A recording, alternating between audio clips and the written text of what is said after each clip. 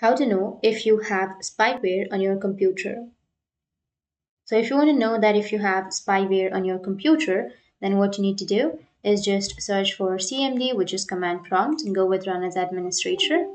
Click on yes, and you'll get this kind of interface. Now you just need to simply enter a command, which is net start space dash b, and then hit the enter.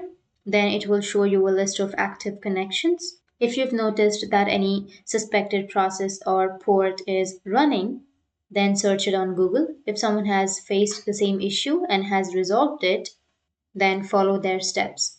Be careful if you are not sure about the suspected malicious process, then it is better to leave it as it is. Because if you remove or change some settings on an unknown file, then your software may corrupt or your software may not work properly. Close the command prompt window, then right click on your taskbar at the bottom. From the drop down menu list, you just need to simply click on Task Manager option. Now you need to scroll down a bit and you'll find an option of any bad process that is running in your process tab.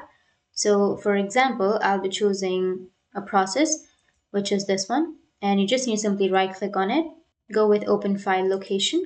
This will open a file location with selected running bad process files. Right click on the file name and then click on delete option to remove that file, which is right here. So that's it. That's how you can know if you have spyware on your computer, and if you have any questions, feel free to comment below. Thanks for watching.